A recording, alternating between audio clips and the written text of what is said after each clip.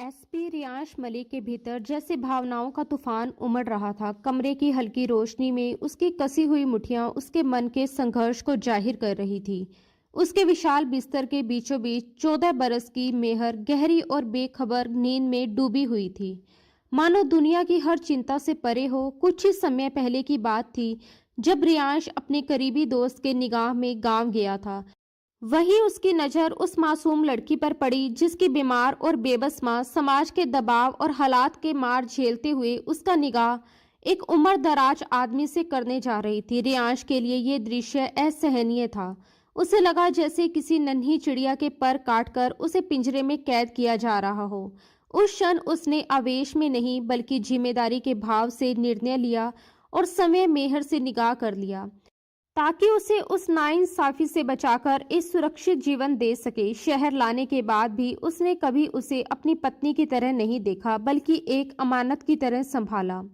मेहर की कम उम्र, उसकी भोली आंखें, उसका निश्चल स्वभाव, सब कुछ उसे बार बार याद दिलाता था कि वह अभी जीवन की असली समझ से बहुत दूर है।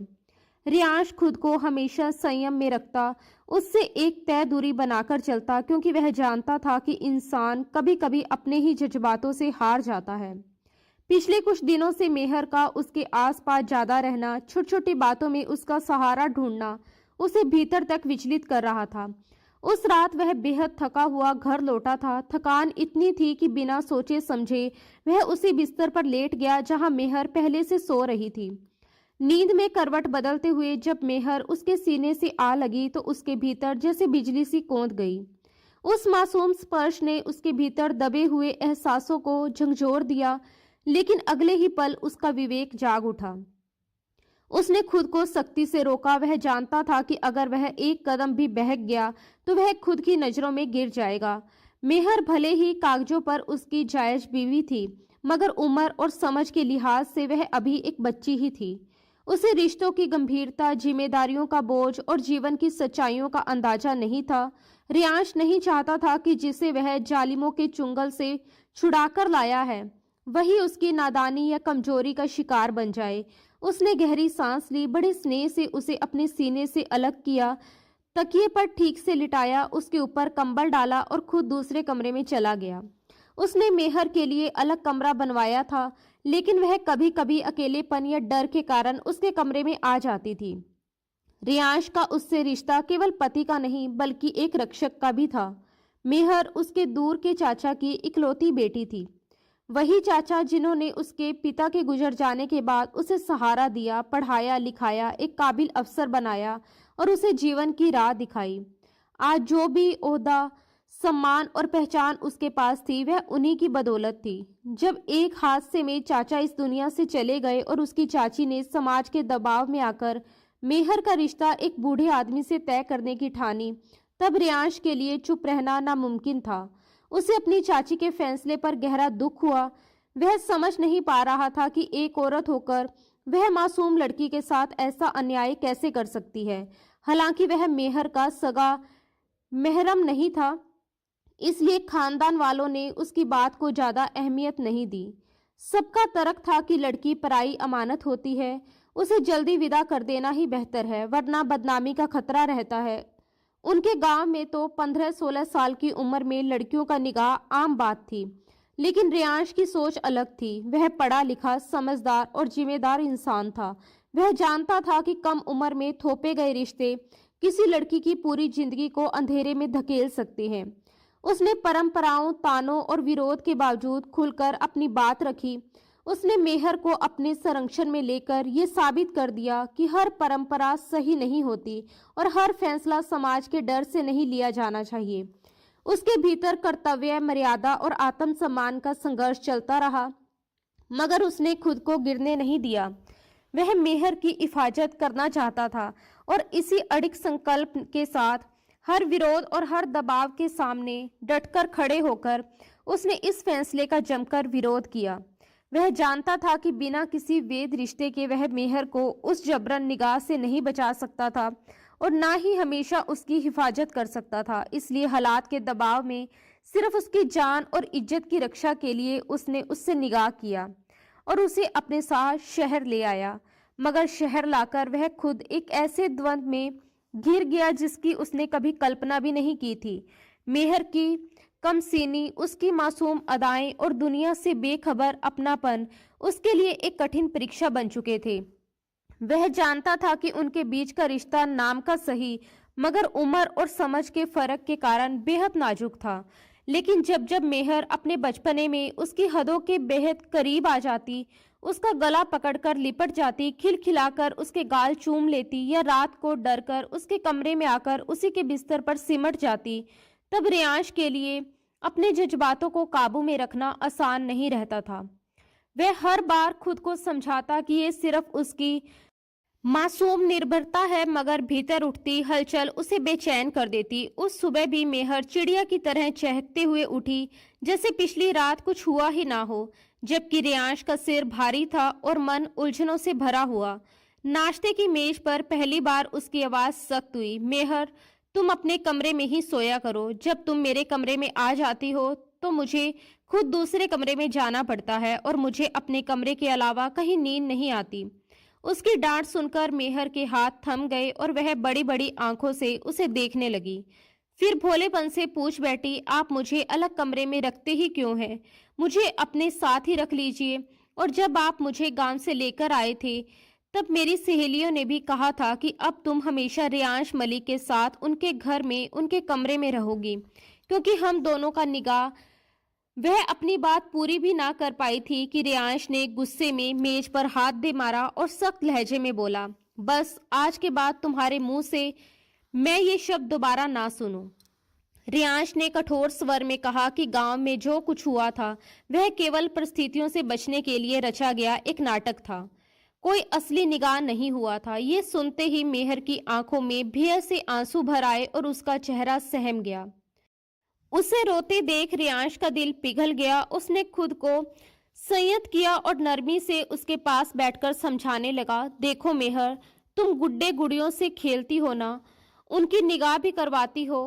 उसके स्नेह भरे सवाल पर मेहर ने सुबकते हुए सिर हिलाया। तब उसने कहा कि हमारा निगाह भी वैसे ही था, तुम गुड़िया और मैं गुड्डा, बस खेल खेल में हुआ एक दिखावा। असल में ऐसा कोई बंधन नहीं है। वह उसके कोमल मन से विवाहित संबंध का बोझ हटाना चाहता था और उसके सरल शब्द सचमुच असर कर गए। मेहर की आंखों में फिर से चमक लौट आई। उसने भोलेपन से पूछा कि आपने पहले क्यों नहीं बताया? इतनी सी बात थी, यूं ही डांट दिया और फिर आंसू पोंछकर नाश्ते में लग गई। उसकी मासूमियत उतनी ही सच्ची थी जितनी गांव की हवा। उसके मन में ये निगाह वाली धारणा निकालना कठिन नहीं था, पर रियांश की असली उलझन अभी भी जस की तस खड़ी थी। वह जानता था कि इस घर में अकेले उसके साथ रहना धीरे धीरे एक भावनात्मक जोखिम बनता जा रहा है। उसने तो सोचा था कि नाम मात्र के निगाह के सहारे वह उसकी हिफाजत करेगा और जब वह समझदार व बालिग हो जाएगी तब उसकी सही जगह निगाह कर देगा। उसे लगा था कि यह एक सीधा साधा समाधान है, लेकिन शहर आकर कुछ ही दिनों में उसे महसूस हो गया कि हालात उतने सरल नहीं जितने उसने समझे थे। अब उसे दूसरों से ज्यादा खुद से डर लगने लगा था, कहीं वह अनजाने में उसकी मासूमियत को ठेस ना पहुंचा दे। यही आशंका उसके भीतर गहराती गई और अंत में उसने तय कर लिया कि मेहर की भलाई इसी में है कि उसे एक सुरक्षित माहौल में रखा जाए। इसलिए उसने मन ही मन निश्चय कर लिया कि वह उसे हॉस्टल भेज देगा और फिर उसने उसे हॉस्टल भेजने का पक्का फैसला कर ही लिया। वह 11वीं कक्षा में पढ़ रही थी और रियांश को यही उचित लगा कि वह अपनी पढ़ाई पूरी करे। दूरी ही दोनों के लिए बेहतर रास्ता थी। अगले ही दिन उसने शहर के प्रतिष्ठित गर्ल्स स्कूल में उसका दाखिला कर दिया, जहां परिसर के भीतर ही सुरक्षित हॉस्टल की व्यवस्था थी। उसने पूरी तसल्ली से स्कूल और हॉस्टल की जांच पड़ताल की। वार्डन और प्रिंसिपल से मिलकर साफ कहा कि मेहर उसकी कज़न है और उसके साथ किसी भी तरह की लापरवाही बर्दाश्त नहीं की जाएगी। उसने मेहर को एक मोबाइल फ़ोन भी दिया ताकि वह नियमित रूप से अपनी खैर खबर देती रहे और एहतियात के तौर पर एक महिला कांस्टेबल को भी जिम्मा सौंपा कि समय समय पर उसे अपडेट करती रहे। इसी बीच गांव में उसकी मां की मौत भी हो गई। वक्त पर लगाम नहीं होती, 5 साल पंख लगाकर उड़ गए। वह फोन पर उसकी पढ़ाई, सेहत, रोजमर्रा की बातों का हाल लेता रहा। एक दिन रियांश मलिक की भारी भरकम बाइक सड़क को चीरती हुई तेज रफ्तार से दौड़ रही थी कि अचानक एक परछाई उसके सामने आ खड़ी हुई। उसने बिजली सी फुर्ती से ब्रेक दबाया, बाइक झटके से रुकी और पिछला पहिया हवा में उठ गया। एक पल की देरी जानलेवा साबित हो सकती थी। हेलमेट के भीतर उसका चेहरा गुस्से से तमतमा उठा। वह सामने वाले पर बरसने ही वाला था कि नजर जैसे थम गई। उसके ठीक सामने एक लड़की खड़ी थी, दोनों हथेलियां कानों पर जमी हुई, आंखें कसकर बंद, टकराने के भय से हल्का हल्का कांपती हुई। उस क्षण उसका सारा आक्रोश जैसे कहीं खो गया और उसकी निगाहें अनायास उस मासूम, नाजुक और बेहद हसीन चेहरे पर टिक गई। दिल की धड़कन बेकाबू होकर तेज हो उठी। वह अनजानी सी लड़की उसे एक अजीब सी खींच से अपनी ओर बांध रही थी। उसके चेहरे पर घबराहट की लकीरें थीं, मगर उसी में एक अनछुई सादगी और भोली सी चमक भी थी, जिसने उसे पलक झपकाना तक भुला दिया। वह बस देखता रह गया। इतना कोमल सौंदर्य और ऐसी निष्कलंक मासूमियत कि वह अनायास ही उस अनजान हसीना पर दिलो जान से फिदा हो उठा। कुछ पल बीते। जब उस लड़की को कोई चोट या टक्कर महसूस नहीं हुई तो उसने धीरे धीरे आंखें खोली। खुद को सही सलामत पाकर उसने राहत की लंबी सांस ली और आसमान की ओर देखते हुए खुदा का शुक्र अदा किया कि वह बच गई। मगर राहत के अगले ही क्षण उसका चेहरा गुस्से से सुलग उठा। उसने सामने खड़े उस बाइकर को घूरा, जिसका चेहरा अब भी हेलमेट के पीछे छिपा था। वह तमतमाते कदमों से उसकी ओर बढ़ी और तीखे स्वर में चीख पड़ी, अंधे हो क्या? दिखता नहीं तुम्हें? अभी तुम्हारी वजह से मैं मर जाती। जानते हो मुझे अपनी जिंदगी कितनी प्यारी है। मैं अभी मरना नहीं चाहती।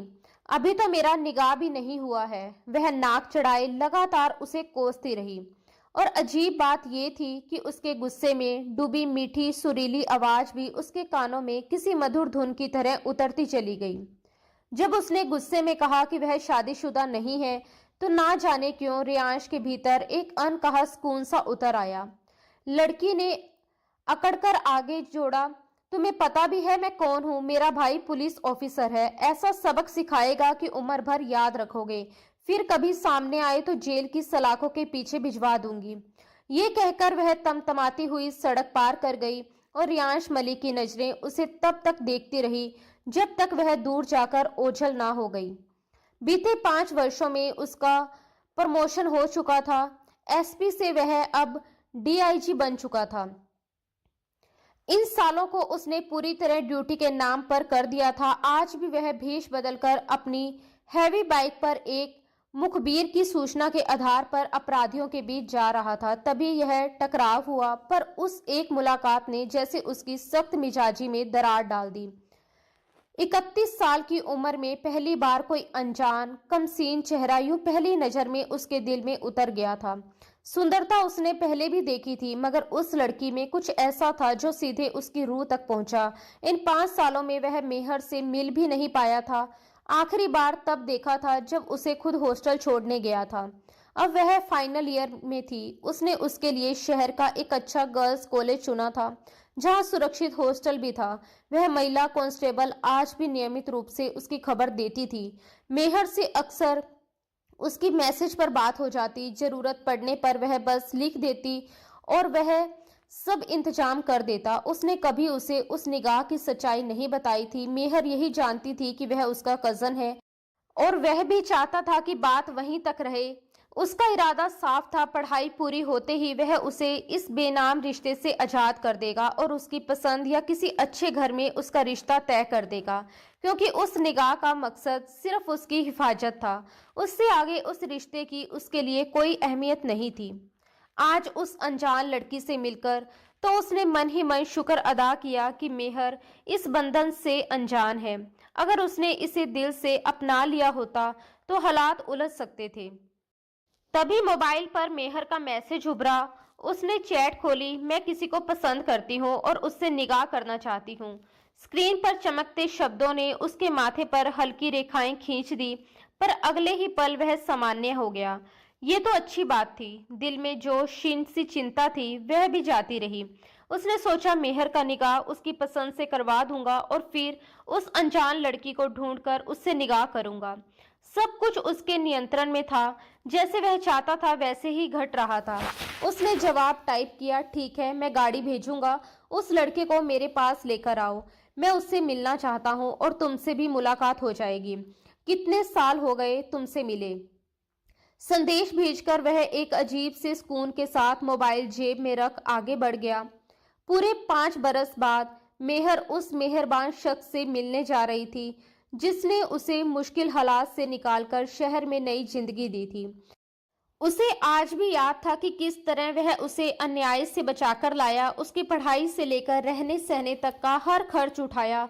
हर महीने ठीक ठाक पॉकेट मनी भेजी। स्कूल कॉलेज की फीस, किताबें, कपड़े, सब कुछ चुपचाप संभालता रहा। इन सालों में वह उससे मिल नहीं पाई। जब भी वह मिलने की गुजारिश करती या उस महिला कांस्टेबल के जरिए बात आगे बढ़ाती, जवाब मिलता, वह बेहद व्यस्त है। कभी शहर से बाहर, कभी किसी अहम मिशन में। मेहर को खलता तो था, पर वह नहीं जानती थी कि यह दूरी जानबूझकर रखी गई है। वह उनके बीच के अनकहे रिश्ते को और गहरा नहीं होने देना चाहता था। बस वक्त के गुजरने का इंतजार कर रहा था कि वह बड़ी हो जाए और वह अपनी जिम्मेदारी से हल्का हो सके। धीरे धीरे मेहर ने भी जिद छोड़ दी और अपने लक्ष्य, पढ़ाई और करियर में लग गई। वह मिलनसार थी, पर बहुत दोस्तों की भीड़ नहीं बनाई। एक ही करीबी सहेली थी जिससे वह दिल की बातें करती। सच तो ये था कि उसे किसी और सहारे की जरूरत भी कभी नहीं लगती थी, क्योंकि रियांश ने अपने हिस्से के सारे फर्ज निभाए थे। छोटी सी परेशानी पर उसका एक संदेश जाता और मदद पहुंच जाती। वह साथ नहीं था, पर साएं की तरह साथ था। इसी भरोसे ने उसे हिम्मत दी कि वह अपनी पसंद के बारे में बताए। जवाब में मिली हामी से उसका दिल खुशी से भर उठा। हालांकि भीतर कहीं हल्की सी उलझन भी थी। क्या सुफियान सचमुच उसके लिए सही है? सुफियान से उसकी मुलाकात एक बुक शॉप पर हुई थी। एक ही किताब उठाते हुए बातचीत शुरू हुई, फिर नंबर बदले, दोस्ती बढ़ी और अपनापन पनपा। एक दिन पहले ही सुफियान ने उसे प्रपोज किया था और मेहर ने साफ कहा था कि वह अपने कजन से बात करेगी। उसकी जिंदगी में सबसे अहम रिश्ता वही है, वही निगाह का फैसला करेंगे। सुफियान चुप हो गया था। ये कोई तूफानी इश्क नहीं था, पर सच्ची दोस्ती, समझदारी और सहज अपनापन था। उसे लगा कि जब एक दिन निगाह करना ही है तो ऐसे दोस्त से क्यों नहीं जिसे वह समझती है। फिर भी वह खुद अंतिम निर्णय नहीं ले सकती थी। उसका संरक्षक रियांश मलिक था। उधर रियांश भी मेहर की बात सुनकर बाहर से शांत रहा, मगर भीतर कहीं और हलचल थी। जिस दिन से उसने उस अनजान लड़की को देखा था, उसके दिल का चैन छिन गया था। इसलिए उसने तुरंत सुफियान से मिलने को कहा।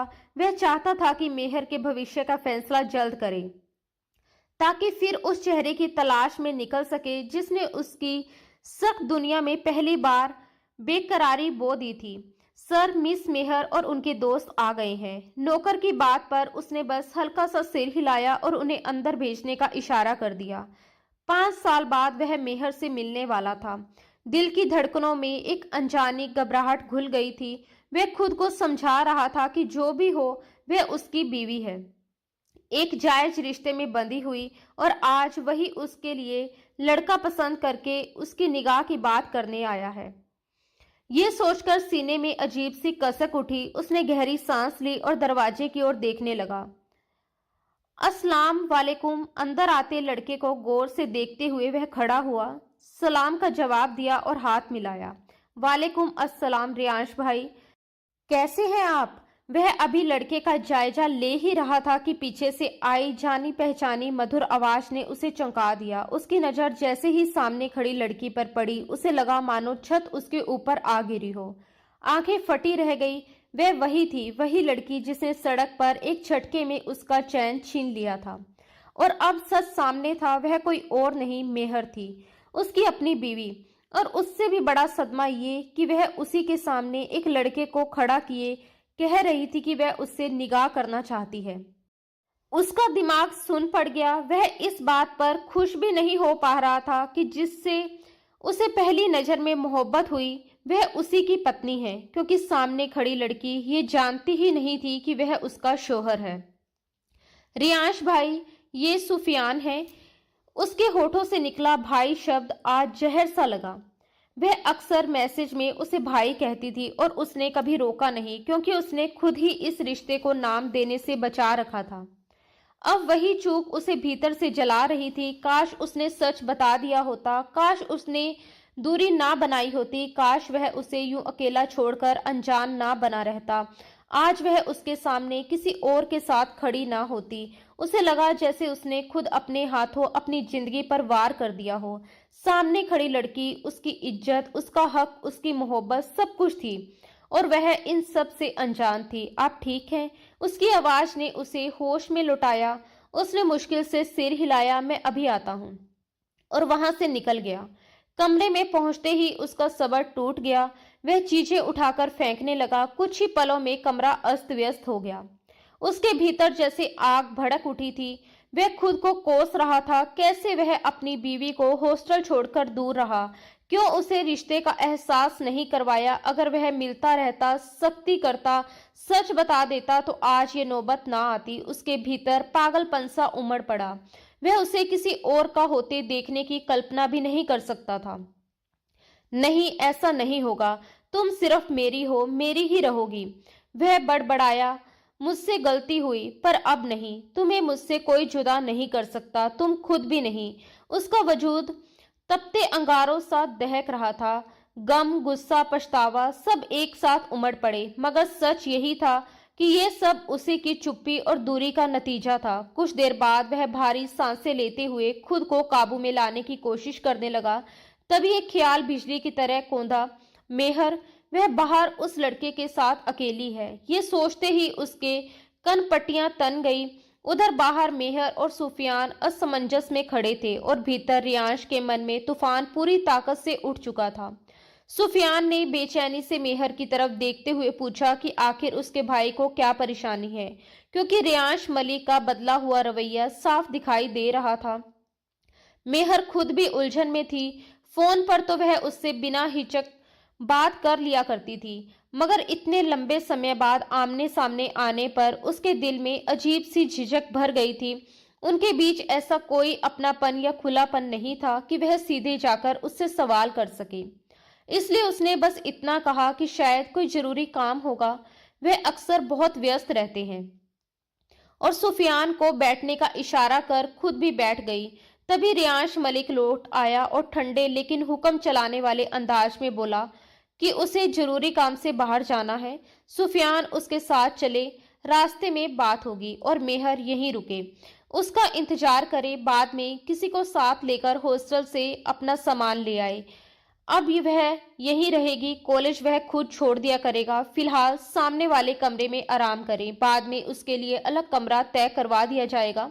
मेहर हैरानी से उसे देखती रह गई। अचानक उसके व्यवहार में आए इस बदलाव की वजह वह समझ नहीं पा रही थी।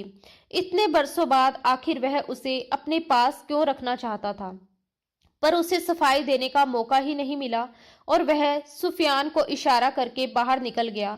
सुफियान एक पल को मेहर को देखकर उसके पीछे चल पड़ा, जबकि मेहर गहरी सांस लेकर बताए गए कमरे की ओर बढ़ गई। गाड़ी में बैठते ही रियांश मलिक की भारी और संजीदा आवाज गूंजी। उसने सुफियान से उसका नाम पूछा और फिर बिना घुमाए सीधी बात पर आ गया। उसने बताया कि जब मेहर बहुत छोटी थी तब वह उसे अपने साथ ले आया था। उसकी मासूमियत को देखते हुए उसने खुद को उससे दूर रखा और यह सच उससे छुपाए रखा कि 5 साल पहले ही उसका निकाह हो चुका है।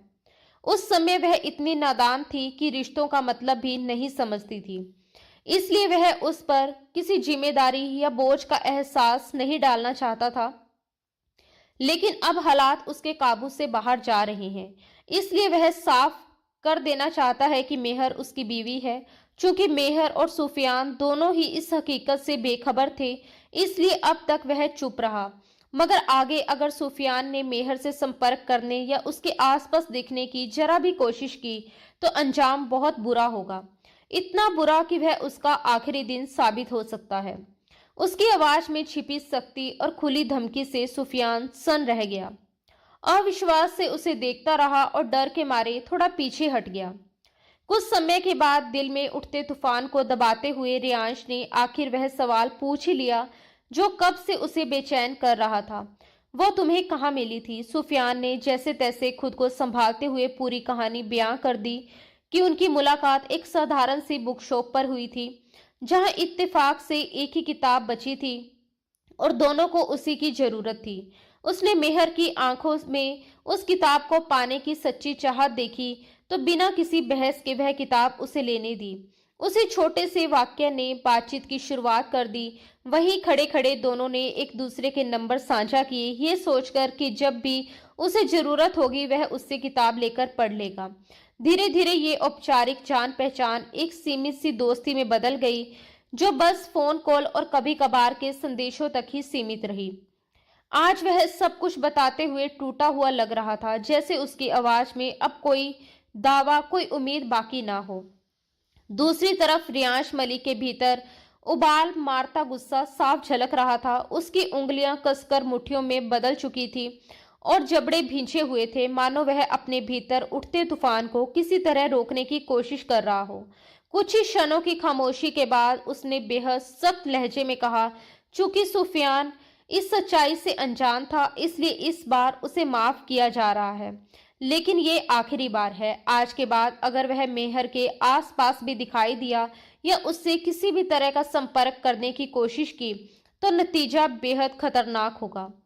उसने साफ शब्दों में कह दिया कि मेहर सिर्फ उसकी है और अब सुफियान उसे अपने ख्यालों से भी निकाल दे। इतना कहते ही उसने ड्राइवर को गाड़ी रोकने का इशारा किया। गाड़ी रुकते ही सुफियान बिना कुछ और बोले नीचे उतर गया। उसके कदमों में भारीपन था और दिल में असंख्य सवाल। गाड़ी आगे बढ़ी तो रियांश मलिक ने बेचैनी में अपनी शर्ट के बटन ढीले किए और गहरी सांसें लेने लगा। सच तो ये था कि वह घर से किसी जरूरी काम के लिए नहीं निकला था।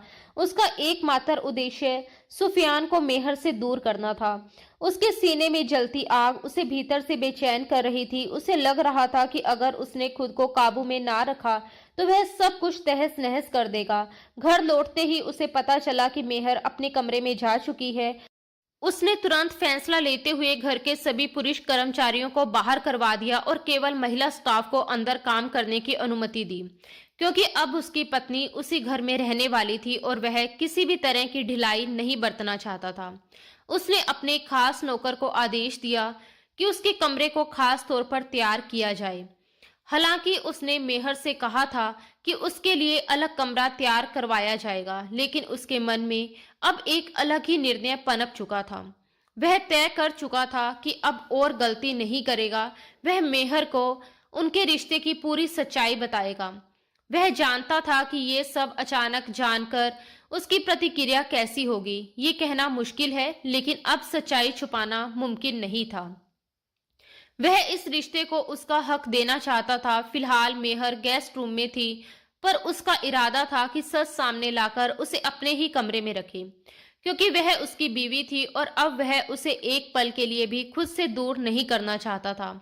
उसे एहसास था कि अतीत में उसकी अपनी गलतियों और डर ने हालात को जटिल बना दिया था, मगर अब वह पीछे हटने को तैयार नहीं था।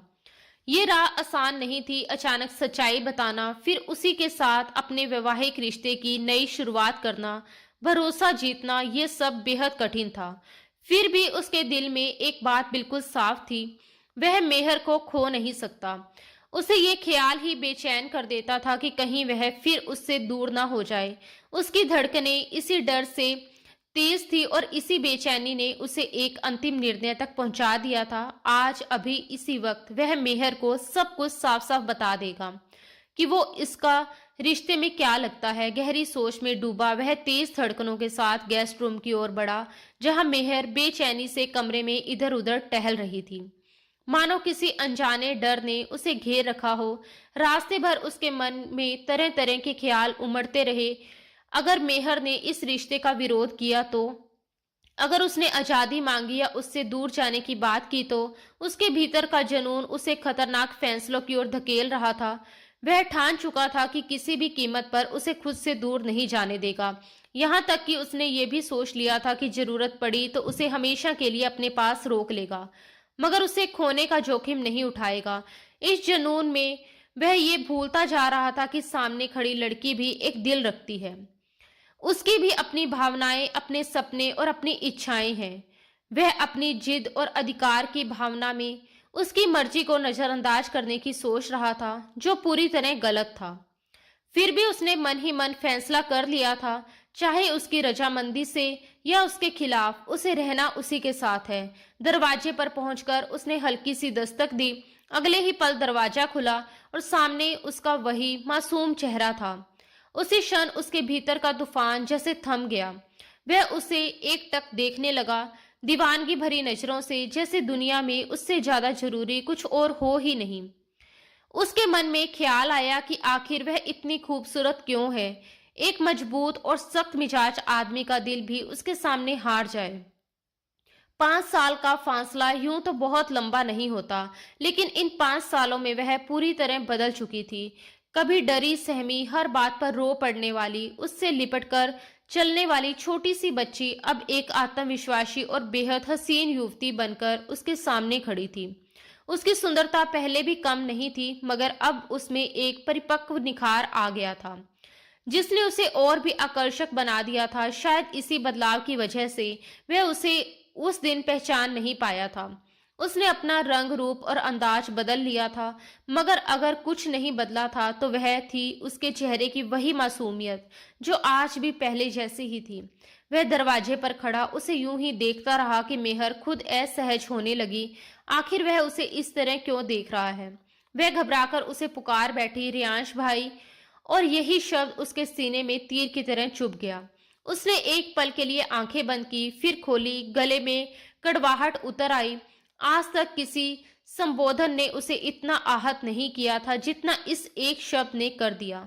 खुद को संभालते हुए उसने भारी स्वर में कहा, मुझे तुमसे बात करनी है। मेहर दरवाजे के ठीक बीच में खड़ी थी और वहीं से बोली, जी कहिए। उसके इस भोलेपन पर उसने हल्की सख्ती में उसका बाजू पकड़कर उसे एक और किया और कहा, अंदर बैठकर बात करते हैं। जैसे ही वह कमरे में दाखिल हुआ, मेहर को एहसास हुआ कि वह दरवाजे के बीच में खड़ी थी। उसे लगा था कि शायद वह यूं ही कोई छोटी सी बात कहकर लौट जाएगा, क्योंकि पहले भी उनके बीच अक्सर मोबाइल चैट पर ऐसी ही छोटी मोटी बातें हुआ करती थी। उसने कभी सोचा ही नहीं था कि आज वह कोई लंबी और गंभीर बातचीत करने आया है। अंदर आकर वह कुछ पल चुप रहा, फिर गहरी सांस लेकर बोला, देखो मेहर, आज जो मैं तुम्हें बताने जा रहा हूं, शायद तुम उसे आसानी से स्वीकार ना कर पाओ। मैं अभी तुम्हें ये सब बताने वाला भी नहीं था। वह वाक्य अधूरा छोड़कर खामोश हो गया। सच तो ये था कि वह ये राज कभी खोलना ही नहीं चाहता था, मगर हालात और उसके भीतर की बेचैन मोहब्बत उसे इस मोड़ पर ले आई थी जहां सच छुपाना अब मुमकिन नहीं था। उसने रुक रुक कर कहना शुरू किया कि आज जो कुछ हुआ, उसके बाद उसे एहसास हो गया कि वह ये बात अब और नहीं छुपा सकता। उसे ये जानने का पूरा हक है। विडंबना ये थी कि वही डीआईजी रियांश मलिक, जिसके सामने बड़े बड़े अपराधी खड़े होने से पहले कांपते थे, जिसकी आवाज सुनकर सन्नाटा छा जाता था, आज एक नाजुक सी लड़की के सामने अपने शब्द तलाश रहा था। वह बार बार अपनी बात अधूरी छोड़ देता, फिर खामोश हो जाता, जैसे हिम्मत जुटा रहा हो। उधर मेहर उलझी और अनजान निगाहों से उसे देख रही थी, ये समझने की कोशिश में कि आखिर ऐसी कौन सी बात है जो इतने सालों से उससे छुपाई गई और जिसे आज अचानक इतनी भूमिका बांधकर बताया जाने वाला है। उसके चेहरे के हाव भाव साफ बता रहे थे कि वह जो कहने जा रहा है वह बेहद अहम है। उसने ठहर कर कहा, 5 साल पहले की बात है। शायद तुम्हें याद हो, शायद ना हो। मैं एक दोस्त के निगाह में गया था। वहीं मुझे पता चला कि तुम्हारी माँ तुम्हारा निगाह एक उम्रदराज आदमी से तय कर रही है। उस समय तुम बहुत मासूम और नासमझ थी, और तुम्हारी इसी मासूमियत का फायदा उठाकर वह पैसों के लालच में तुम्हें उस आदमी के साथ बांध देना चाहती थी। शुक्र है मुझे समय रहते सब मालूम हो गया। जब मैंने दखल दिया तो पता चला कि खानदान के कुछ और लोग भी इस फैसले से पूरी तरह सहमत थे। उनका कहना था कि तुम्हारा कोई सहारा नहीं है, इसलिए तुम्हारा निकाह कर देना ही बेहतर है। मैं इस फैसले के सख्त खिलाफ था, लेकिन उन्होंने साफ कह दिया कि ना मैं तुम्हारा वली हूं ना महरम, इसलिए मुझे इस मामले में बोलने का कोई हक नहीं। ये बड़ों का फैसला है और मैं उस पर सवाल नहीं उठा सकता। उसने बताया कि उसने बहुत बहस की, बहुत समझाने की कोशिश की, मगर जब कोई भी मानने को तैयार नहीं हुआ तो उसे वह कदम उठाना पड़ा जो वह कभी नहीं उठाना चाहता था। तुम्हें उस हालात से बचाने के लिए मैंने तुमसे निकाह कर लिया। ये कहकर वह चुप हो गया। वह नहीं चाहता था कि मेहर उसे गलत समझे। वह चाहता था कि उसे ये मालूम हो कि उसने उसकी हिफाजत की थी, उसकी जान बचाई थी। वह उसका मुहाफिज, मददगार और मोहसिन है, ताकि उसके लिए इस रिश्ते को स्वीकार करना आसान हो सके। इसलिए उसने वह सब सच उसके सामने रख दिया जिसे बताने का उसने कभी इरादा नहीं किया था। मगर जैसे ही उसने उनके रिश्ते की हकीकत बयां की, मेहर के लिए वह पल किसी धमाके से कम नहीं था। वह अविश्वास से आंखें फैलाए उसे देखती रह गई, उसी इंसान को जिसे वह पिछले 5 साल से अपना भाई मानती आई थी। उसकी भीगी निगाहों का सामना करना उसके लिए मुश्किल हो गया। वह नजरें चुरा गया। उसे लगा जैसे उसकी वह टूटी हुई अविश्वासी नजरें उसे भीतर तक घायल कर रही हैं। तभी मेहर के होठों से कांपती आवाज से निकला, रियांश भाई। यही शब्द उसके लिए अंतिम वार साबित हुआ। उसने आंखें बंद कर ली, मानो किसी ने सीधा खंजर उसके सीने में उतार दिया हो। मेहर कांपती आवाज में बोली, ये आप क्या कह रहे हैं? वह गहरी सांस लेकर बोला, भाई नहीं हूं मैं तुम्हारा। अब तक मैंने इसीलिए सहन किया क्योंकि मुझे लगा तुम सच्चाई नहीं जानती, इसलिए कभी तुम्हें टोका नहीं। ये कहते हुए वह नजरें फेर गया। एक और झूठ, मोहब्बत उससे क्या क्या नहीं करवा रही थी। वह दबदबे वाली शख्सियत का मालिक रियांश मलिक उस पल बेबसी की हद पर खड़ा था। जो आदमी बड़े बड़े अफसरों को सख्ती से जवाब दे देता था, आज उसी लड़की के सामने नजरें झुकाकर खड़ा था और हालात को संभालने के लिए आधे सच का सहारा ले रहा था। फिर उसने खुद को संभालते हुए ठोस आवाज में कहा, अब मैं तुम्हें सब कुछ बता चुका हूँ। सच यही है कि तुम मेरी बीवी हो, मैं तुम्हारा शोहर हूँ। तुम सिर्फ मेरी हो, सिर्फ मेरी। दोबारा मुझे भाई कहने की गलती मत करना। इस बार उसके शब्द पहले से ज्यादा दृढ़ और सख्त थे, जैसे वह अपने अधिकार को स्पष्ट रूप से जताना चाहता हो। ये आप क्या कह रहे हैं? ऐसा कैसे हो सकता है? मैंने तो हमेशा आपको भाई माना है। आप कैसे मेरे शोहर हो सकते हैं? नहीं, ये मुमकिन नहीं। मेहर की आवाज कांप रही थी। फिर अचानक जैसे उसे उसकी ही बात याद आई। आपने खुद कहा था कि वह निगाह सिर्फ मुझे बचाने के लिए किया था। अगर ऐसा था तो आपके लिए उस निगाह की कोई अहमियत नहीं हुई ना? फिर ये रिश्ता यहीं खत्म हो जाना चाहिए। वह अपनी बात पूरी भी नहीं कर पाई थी कि रियांश मलिक ने उसे सख्ती से बीच में रोक दिया। नहीं, ये नामुमकिन है। उसकी आवाज अब ठंडी लेकिन खतरनाक दृढ़ता लिए हुए थी। हाँ, उस वक्त निगाह सिर्फ तुम्हारी हिफाजत के लिए किया गया था, लेकिन अब तुम मेरी बीवी हो। मैं तुम्हें कभी नहीं छोड़ूंगा। ये ख्याल भी अपने दिल से निकाल दो कि तुम्हें इस रिश्ते से आजादी मिल सकती है। तुम मेरी हो और आखिरी सांस तक मेरी ही रहोगी। उसके जनूनी लहजे ने मेहर को डरा दिया। वह सहमी निगाहों से उसे देखने लगी। उसने हिम्मत जुटाकर पूछा, अगर ऐसा था तो आपने मुझे मैसेज पर यह सब क्यों नहीं बताया? आपने क्यों कहा कि आप सुफियान से मिलना चाहते हैं? हमें यहाँ क्यों बुलाया? उसकी आवाज में घबराहट और उलझन साफ झलक रही थी। रियांश मलिक ने बेचैनी से अपना माथा सहलाया। उसे समझ नहीं आ रहा था कि वह अब क्या जवाब दे। फिर खुद को संभालते हुए वह बोला, मैंने तुम्हारी बात सुनकर ही तुम्हें यहाँ बुलाया। इतने साल मैंने तुम्हें खुद से दूर रखा और जैसे ही तुम्हारी बात सुनी तुम्हें अपने पास बुला लिया, क्योंकि मुझे लगा हालात हाथ से निकल रहे हैं। उस लड़के को इसीलिए बुलाया ताकि मैं उसे खुद सब सच बता सकूं, और बता चुका हूं। अब वह कभी तुम्हारे रास्ते में नहीं आएगा, इसलिए तुम भी उसे भूल जाओ। तुम्हारे सारे रास्ते मुझ तक आते हैं और मुझ पर ही खत्म होते हैं। वह कुछ पल रुका, फिर थोड़ा नरम पड़ते हुए बोला, जब तुम मेरे पास आई थी तब बहुत छोटी थी। मैं नहीं चाहता था कि अपने जज्बात में बहकर तुम्हें कोई तकलीफ दूं या तुम्हारी मासूमियत छीन लूं, इसलिए तुम्हें हॉस्टल भेज दिया, खुद से दूर रखा। लेकिन अगर मुझे अंदाजा होता कि तुम्हें दूर करना मुझे ये दिन दिखाएगा तो शायद कभी ऐसा फैसला नहीं करता। तुम इस रिश्ते से अनजान थी, इसलिए मैं चुप रहा। वरना ये बात मेरी बर्दाश्त से बाहर है कि मेरी बीवी किसी और को पसंद करे। मेहर ने तुरंत सिर हिलाया। सुफियान सिर्फ मेरा दोस्त है, पसंद करने की बात भी उसकी तरफ से थी, मेरी तरफ से नहीं। मुझे उसके प्रस्ताव में कोई बुराई नहीं लगी, इसलिए मैंने आपसे बात की। लेकिन मैं ये सब भी स्वीकार नहीं कर पा रही। ऐसा मत कीजिए, मैंने हमेशा आपको अपना भाई समझा है, आप मेरे शोहर कैसे हो सकते हैं?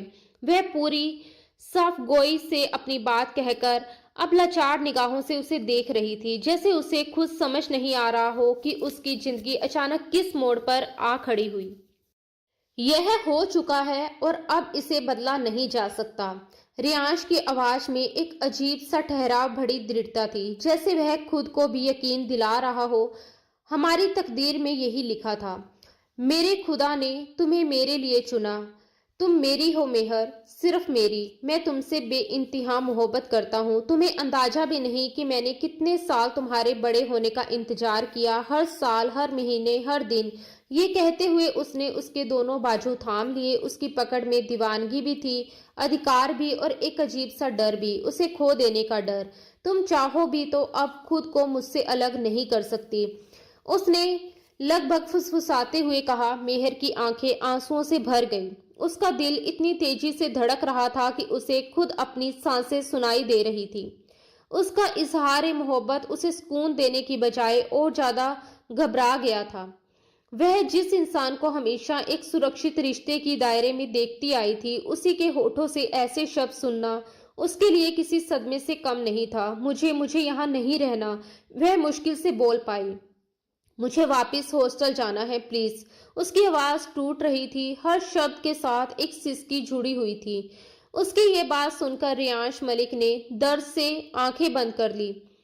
एक पल को जैसे उसके भीतर कुछ चटका हो, मगर अगले ही पल उसकी आंखों में फिर वही अड़िग फैसला लौट आया। सच तो ये था कि अब अगर मेहर इस निगाह को दिल से स्वीकार भी कर लेती, तब भी वह उसे दोबारा खुद से दूर नहीं भेजता। और अब जब वह साफ तौर पर इस रिश्ते से बचकर भागना चाह रही थी, तो ये उसके लिए बिल्कुल असंभव था। तुम कहीं नहीं जाओगी, उसने ठोस और निर्णायक स्वर में कहा।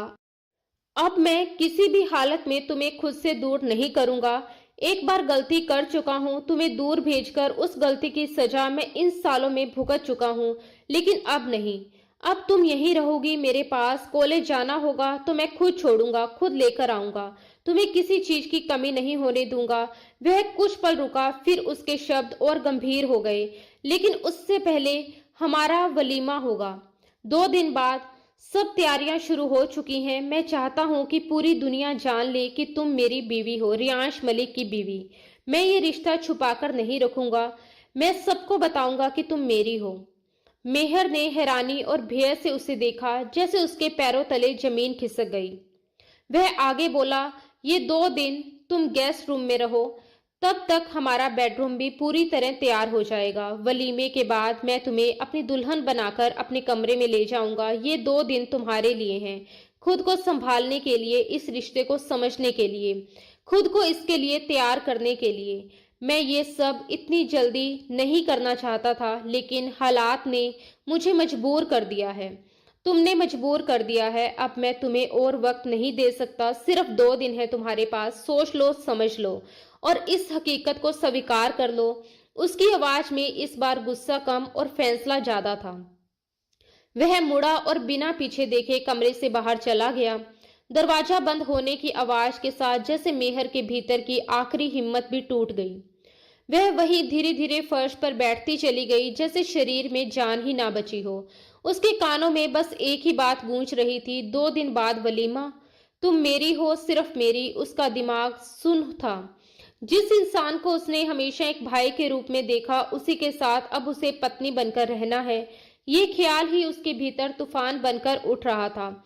उसे लग रहा था जैसे उसकी अब तक की पूरी जिंदगी एक झूठ पर टिकी थी। उसने घबराकर सुफियान को फोन मिलाने की कोशिश की। उंगलियां कांप रही थी, लेकिन स्क्रीन पर बार बार एक ही संकेत आया, नंबर ब्लॉक किया जा चुका है। वह अब सचमुच अकेली थी, पूरी तरह अकेली। उसकी सिसकियां कमरे की खामोशी में गूंजने लगी। वह अपने घुटनों में चेहरा छुपाकर रोती रही। उसकी सुकून भरी सीधी सादी जिंदगी में ये कैसा तूफान आ गया था, उसे समझ नहीं आ रहा था। किस पर भरोसा करे, किससे मदद मांगे, क्या सही है क्या गलत है। रात गहराती गई मगर उसकी आंखों से नींद कोसों दूर रही। वह कभी बिस्तर पर लेटती, कभी उठकर बैठ जाती, कभी छत को घूरती रहती। हर बार जब आंखें बंद करती उसे वही शब्द सुनाई देते, तुम मेरी हो। उस रात उसने सिर्फ रोकर, सोचकर और डरकर वक्त गुजारा। सुबह होने तक उसकी आंखें सूज चुकी थी, दिल थक चुका था और दिमाग अब भी उसी सवाल में उलझा था। क्या सच में उसकी तकदीर का फैसला कोई और कर चुका है, या अभी भी उसके पास कुछ चुनने का हक बाकी है। अगली सुबह जब हल्की धूप पर्दों की दरारों से छनकर कमरे में दाखिल हुई, तभी दरवाजे पर दस्तक हुई और एक नई नौकरानी ट्रे में नाश्ता लेकर अंदर आई। उसे देखते ही मेहर समझ गई कि ये भी रियांश मलिक के हुक्म पर रखी गई होंगी। उसके होठों तक रियांश भा शब्द आए मगर उसने खुद को रोक लिया। अपनी पलकों को भींचकर उसने सामान्य स्वर में पूछा, रियांश कहाँ है। नौकरानी ने झुककर जवाब दिया, मैडम जी, साहब तो सुबह ही कहीं निकल गए। दरवाजा बंद होते ही कमरे में सन्नाटा छा गया और मेहर के भीतर तूफान उठ खड़ा हुआ। यही तो मौका था, वही एक मौका जिसका उसे इंतजार था। वह इस रिश्ते को, इस बंधन को, इस अचानक थोप दी गई जिंदगी को दिल से कबूल नहीं कर पा रही थी। परसों वलीमा था, यानी उसके पास बस आज का दिन बचा था। अगर उसे जाना था तो अभी इसी वक्त। डर था, अनजाना खतरा था, मगर कैद से आजादी की चाह उससे कई ज्यादा बड़ी थी। नाश्ता जैसे तैसे खत्म कर वह उठी। दरवाजा खोला तो गलियारा सुनसान था।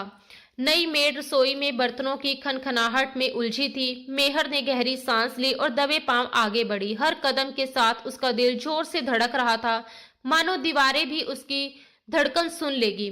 उसने मुख्य दरवाजे तक पहुंचकर बाहर झांका। चारों तरफ अजीब सी खामोशी थी।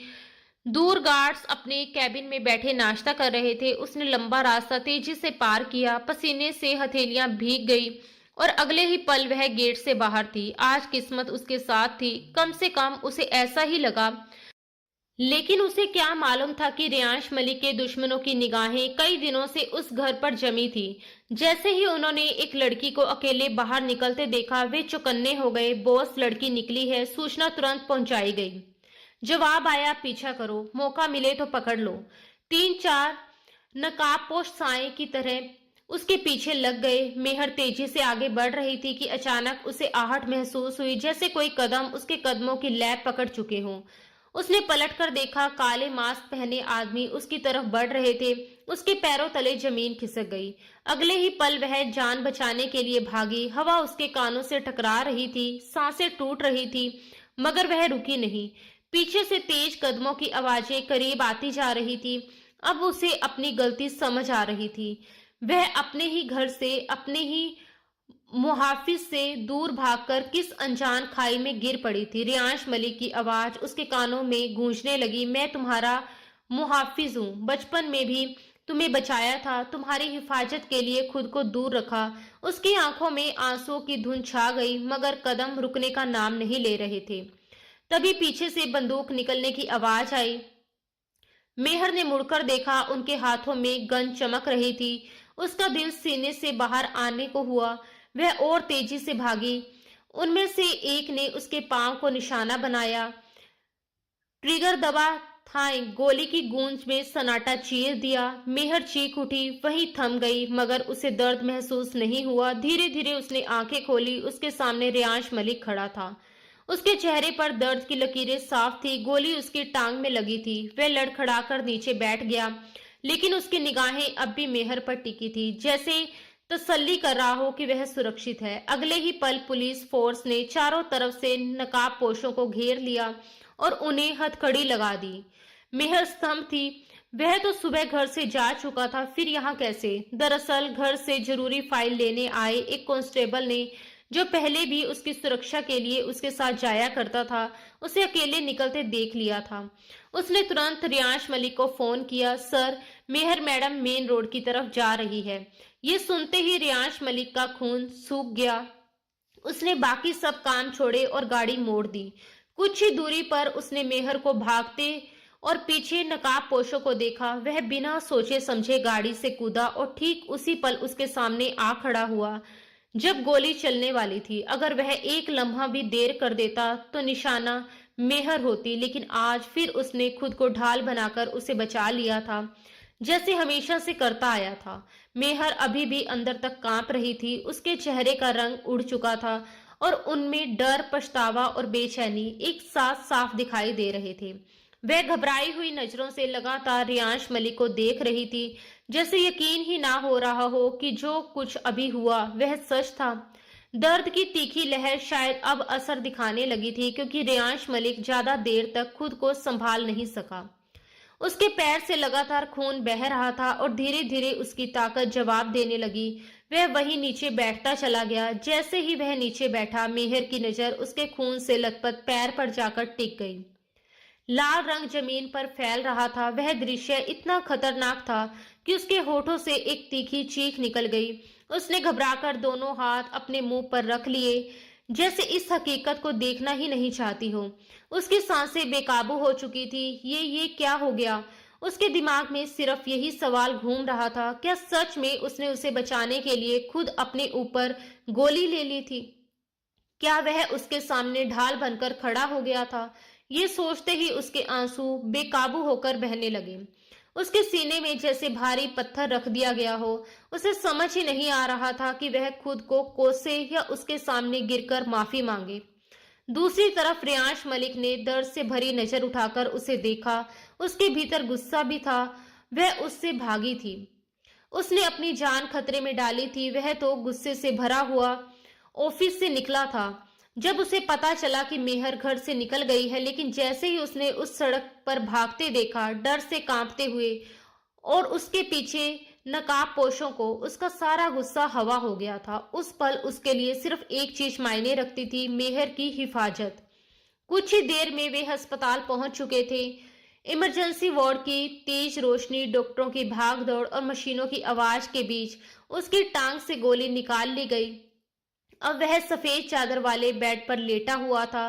दर्द कम करने की दवा दी जा चुकी थी, मगर चेहरे की थकान और तनाव साफ झलक रहा था।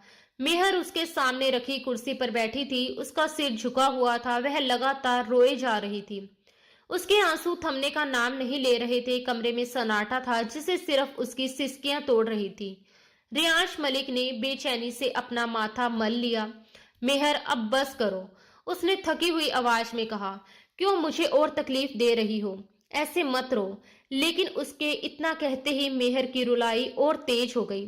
वह कुर्सी से उठकर उसके करीब आ गई। मुझे माफ कर दीजिए, ये सब मेरी वजह से हुआ, वह टूटी हुई आवाज में बोल रही थी। मुझे वहां से नहीं भागना चाहिए था। अगर आपको कुछ हो जाता तो मैं कैसे जीती? मेरी वजह से आपको गोली लगी। अगर आपको कुछ हो जाता तो मैं खुद को कभी माफ नहीं कर पाती। उसकी बात सुनकर रियांश मलिक ने उसे गौर से देखा। उसकी आंखों में जो दर्द था वह बनावटी नहीं था, लेकिन फिर भी उसके दिल में चुभन थी।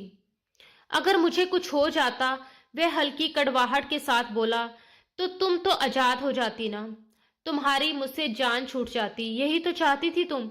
ऐसा मत कहिए। मेहर ने तड़प कर उसकी ओर देखा। उसकी आंखों में चोट साफ झलक रही थी। आपको ऐसा क्यों लगता है? आपको लगता है कि अगर आपको कुछ हो जाता तो मैं चैन से जी पाती? मैंने हमेशा आपको अपना रक्षक माना है, बचपन से। आप ही तो थे जो हर मुश्किल में मेरे सामने खड़े रहे। आप ही मेरा सहारा है, मेरा भरोसा है, मेरी दुनिया। उसके शब्दों में सच्चाई थी। रियांश मलिक कुछ पल तक बिना कुछ कहे उसे देखता रहा। उसके भीतर का तूफान जैसे धीरे धीरे शांत होने लगा। और इसीलिए मुझसे भाग रही थी? उसने गंभीर आवाज में पूछा। उसकी नजरें गहरी थी, जैसे सीधे उसके दिल में उतर जाना चाहती हो। अगर मैं तुम्हारा रक्षक हूं, तुम्हारा सहारा हूं, तो मुझसे दूर जाने की कोशिश क्यों कर रही थी? मुझसे डर क्यों लग रहा था तुम्हें? उसकी आंखों में भरे आंसुओं ने सचमुच उसे भीतर तक पिघला दिया था, मगर वह उसके भाग जाने की बात को इतनी आसानी से भूल भी नहीं पा रहा था। उसके दिल में चोट थी, और वह चोट सिर्फ गोली की नहीं थी। मेहर ने कांपती आवाज में कहा, गलती हो गई मुझसे। मैं ये सब अचानक कबूल नहीं कर पा रही थी। मैंने सारी जिंदगी आपको भाई की तरह देखा, उसे रिश्ते से समझा। अचानक से सब बदल गया, रिश्ता बदल गया और फिर इतनी जल्दबाजी। मैं घबरा गई थी, मुझे कुछ समझ नहीं आ रहा था। उस वक्त मुझे भागना ही सही लगा, लेकिन मैं गलत थी। मुझे माफ कर दीजिए। वह रोते हुए उसे मासूमियत से देख रही थी। उसकी आंखों में डर नहीं, सच्चा पछतावा था। रियांश मलिक ने गहरी सांस ली। कुछ पल तक वह छत को देखता रहा, जैसे खुद को संभाल रहा हो। फिर धीमे स्वर में बोला, शायद तुम सही कह रही हो, गलती मेरी भी थी। मुझे तुम पर अचानक इतना बड़ा बोझ नहीं डालना चाहिए था, मुझे इतनी जल्दबाजी नहीं करनी चाहिए थी। उस दिन जब मैंने तुम्हें सुफियान के साथ देखा, मैं डर गया था। मुझे लगा कहीं मैं तुम्हें खो ना दूं। उस ख्याल ने मुझे बेचैन कर दिया। मेरा दिल तुम्हें किसी और के साथ सोच भी नहीं पा रहा था, इसलिए मैं तुम्हें जल्द से जल्द अपने नाम करना चाहता था। लेकिन मैंने ये नहीं सोचा कि कहीं मैं तुम्हें डरा तो नहीं रहा। तुम्हें वक्त तो देना चाहिए था। वह हल्का सा मुस्कुराया, जैसे कोई पुरानी याद उसे छू गई हो। सच कहूं तो मैं भी तुम्हें हमेशा एक बच्ची की तरह ही सोचता आया था, लेकिन उस दिन जब तुम पहली बार मेरे सामने आई थी, मेरी बाइक के सामने, तुम्हें देखते ही जैसे मेरा दिल धड़कना भूल गया था। एक ही नजर में तुम मेरा चैन ले गई थी। उस वक्त मुझे नहीं पता था कि तुम मेरी बीवी हो। हमारा निकाह पहले ही हो चुका है। मेरा इरादा तो वाकई तुम्हारा निकाह कहीं और करने का था। आगे के शब्द उसके गले में अटक गए। वह कितनी ही बार इस सोच पर खुद को कोस चुका था। इसलिए मैंने तुम्हें उस लड़के के साथ बुलाया भी था। सोचा था तुम्हारी खुशी देख लूंगा, तुम्हें किसी और के साथ खुश देखकर खुद को समझा लूंगा। लेकिन जैसे ही तुम्हें देखा, मेरी पूरी दुनिया हिल गई। उस पल समझ आ गया कि मैं तुम्हें किसी और का होते नहीं देख सकता। तब मैंने फैसला कर लिया कि नहीं, मैं तुम्हें नहीं छोड़ सकता। ये दिल तो सिर्फ तुम्हारा है और तुम मेरी हो, मेरी जायज बीवी, मेरी महरम। मेरी ये निगाह सच में तुम्हारी हिफाजत के लिए कबूल किया था, ताकि तुम्हें कोई नुकसान ना पहुंचा सके। लेकिन अब बात सिर्फ हिफाजत की नहीं रही। अब मेरा दिल तुम्हें खोने से डरता है। मैं तुम्हें खो नहीं सकता मेहर, तुम्हें छोड़ नहीं सकता। बस मुझे एक मौका दे दो। मैं तुम्हें मजबूर नहीं करूंगा, तुम्हें जितना वक्त चाहिए दूंगा। इस रिश्ते को समझने का, अपनाने का जितना भी समय लगे, लेकिन बस एक वादा करो, कभी मुझे छोड़कर मत जाना। अब वह कोई ताकतवर अफसर नहीं लग रहा था, ना ही सख्त मिजाज आदमी। वह सिर्फ एक मोहब्बत में डूबा हुआ शख्स था, जो अपने हिस्से की खुशी के लिए उससे विनती कर रहा था। उसका अंदाज, उसकी आवाज की नरमी और आंखों में झलकती सच्चाई देखकर मेहर का सिर खुद ब खुद झुक गया। उसके दिल में गहरा अफसोस उमड़ आया। उसने अपने ही महरम को कितनी गलत निगाह से देखा था। उस इंसान को जो हर मोड़ पर उसकी हिफाजत बनकर खड़ा रहा, आज उसे साफ दिखाई दे रहा था कि वह कोई जबरदस्ती करने वाला आदमी नहीं था, बल्कि उसकी असल मोहब्बत था। उसका अपना, उसका सच्चा सहारा। कुछ पल पहले का मंजर उसकी आंखों के सामने घूम गया, जब गोली चली थी, जब उसने अपने सामने रियांश मलिक को ढाल बनते देखा था, जब उसके पैर से बहता खून उसने अपनी आंखों से देखा था। उस लम्हे उसके दिल में जैसे कुछ टूटकर बिखरा नहीं, बल्कि जुड़ गया था। उसे पहली बार शिद्दत से एहसास हुआ था कि अगर उस इंसान को कुछ हो जाता तो वह खुद भी जिंदा नहीं रह पाती। अजीब बात थी, उनके बीच कोई लंबी मुलाकातों का सिलसिला नहीं था, ना ही रोज रोज की गहरी बातें, बल्कि कई बार तो महीनों तक आमना सामना भी नहीं हुआ था। फिर भी दिल के किसी कोने में उसका एक अलग ही मुकाम था। शायद ये उसी पाक रिश्ते की तासीर थी, या उसकी बातों की सच्चाई, या फिर वह अनकही डोर जो बहुत पहले से दोनों को जोड़ती आई थी। उसकी तकलीफ पर वह जिस तरह तड़प उठी थी, उससे उसके सारे वहम, सारे डर, सारी उलझने जैसे धुल गई थी। क्या तुम प्लीज मुझे एक मौका दोगी? रियांश मलिक की आवाज में अब अफसरी सख्ती नहीं थी, सिर्फ एक आशिक की बेबसी थी। जैसा तुम कहोगी वैसा ही होगा, मैं तुम्हें मजबूर नहीं करूंगा, बस मुझे छोड़कर मत जाना। एक मजबूत, आत्मविश्वासी नौजवान आज उसके सामने मोहब्बत की भीख मांग रहा था। मेहर ने भीगी पलकों से उसकी ओर देखा। उसके दिल में अब डर की जगह एक अजीब सा सुकून उतर रहा था। उसने धीमे से कहा, मैं बेवकूफ थी, आपसे भागकर मैंने बहुत बड़ी गलती की, लेकिन अब मुझे एहसास हो गया कि आप ही मेरे सब कुछ हैं, मेरे रक्षक, मेरे महरम। मुझे आपकी हर बात पर यकीन है। मैं वादा करती हूँ दोबारा ऐसी गलती कभी नहीं करूंगी। मैं आपके साथ रहूंगी हमेशा, लेकिन इस रिश्ते को दिल से कबूल करने के लिए मुझे थोड़ा वक्त चाहिए। मैं खुद को समझाना चाहती हूँ, अपने जज्बातों को पहचानना चाहती हूँ, और जिस दिन मेरा दिल पूरी तरह इस रिश्ते को स्वीकार कर लेगा, उस दिन मैं खुद आगे बढ़कर आपसे इस रिश्ते की शुरुआत करूंगी। लेकिन प्लीज अभी नहीं। वह सिर झुकाए बोल रही थी, जैसे फैसला उसी पर छोड़ रही हो। रियांश मलिक ने उसकी हर बात गौर से सुनी। उसके शब्द उसके लिए उम्मीद की नई किरण बन गए थे। वह उसके दिल की हालत समझ सकता था। मेरी तरफ से हाँ है, उसने बिना झिझक कहा। तुम्हें जितना वक्त चाहिए ले लो, मुझे कोई ऐतराज नहीं। मैं इंतजार कर सकता हूँ। अगर मंजिल तुम हो। अगले ही पल उसने हल्के से उसका बाजू थामा और उसे अपने पास बिठा लिया। मेहर ने पल भर को झिझक महसूस की, मगर फिर खुद को रोक नहीं पाई। वह उसके सीने से लग गई। कुछ ही दिनों में रियांश मलिक को अस्पताल से छुट्टी मिल गई और वह घर वापस आ गया। घर का माहौल अब पहले से अलग था, शांत और कहीं ना कहीं उम्मीद से भरा हुआ। मेहर ने अपने फैसले के मुताबिक अलग कमरे में रहना जारी रखा और रियांश ने उसके इस निर्णय का पूरा सम्मान के साथ साथ दिया। उसने कभी उस पर दबाव नहीं डाला, बल्कि उसके इस फैसले में ही मेहर के दिल में उसके लिए इज्जत और गहरी हो गई। इन दिनों मेहर ने जिस तरह उसकी देखभाल की, वह किसी फर्ज से ज्यादा एक सच्चे लगाव की झलक थी। वह उसे सहारा देकर उठाती, दवा का ख्याल रखती, वक्त पर खाना खिलाती, कभी उसके तकिए ठीक करती तो कभी उसके पास बैठकर हल्की फुल्की बातें करती ताकि उसका मन बहल सके। कई बार शाम को वह उसे सहारे से लॉन तक ले जाती। ठंडी हवा में कुछ देर बैठते, पेड़ों की सरसराहट सुनते और जिंदगी की छोटी बड़ी बातें करते। मेहर कभी अपने बचपन की यादें सुनाती, कभी अपने डर तो कभी अपने उलझे हुए जज्बात। धीरे धीरे उनके बीच की दूरी कम होने लगी, बातों में असहजता आने लगी। निगाहें मिलती तो अब झिझक के साथ एक हल्की मुस्कान भी शामिल होती। पूरे 3 महीने गुजर गए। इन 3 महीनों में रियांश ने अपनी तरफ से इस रिश्ते को आगे बढ़ाने की कोई कोशिश नहीं की। उसके लिए काफी था कि मेहर ने उसे एक मौका दिया है। वह बस उसके व्यवहार को महसूस करता, उसकी खामोशियों को पढ़ता। जब भी वह उसकी नजरों से शर्मा कर चेहरा फेर लेती या उसके थोड़ा सा करीब आने पर उसके माथे पर पसीने की महीन बूंदें चमकने लगती, तो रियांश का दिल तसल्ली से भर जाता। उसे यकीन था कि मेहर का दिल धीरे धीरे उसी की ओर बढ़ रहा है।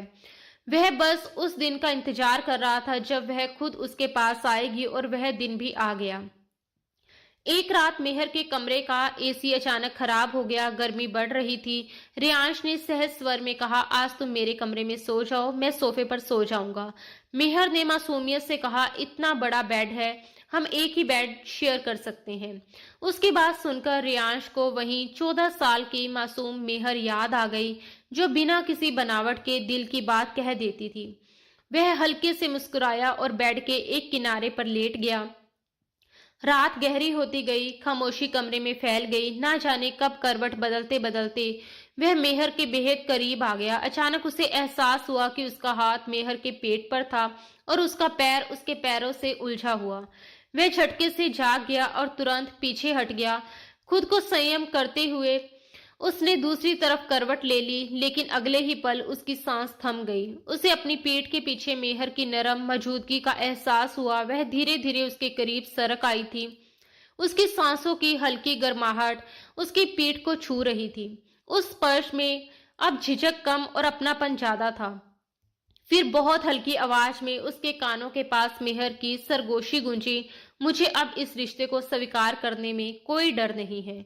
तुम्हारे करीब आकर अब सुकून मिलता है, तुमसे दूर जाने का मन नहीं करता। प्लीज मुझसे दूर मत जाओ। उसके शब्दों में मासूमियत भी थी और एक नई जागी हुई मोहब्बत भी। रियांश ने धीरे से पलटकर उसे देखा। उसकी आंखों में अब डर की जगह यकीन था।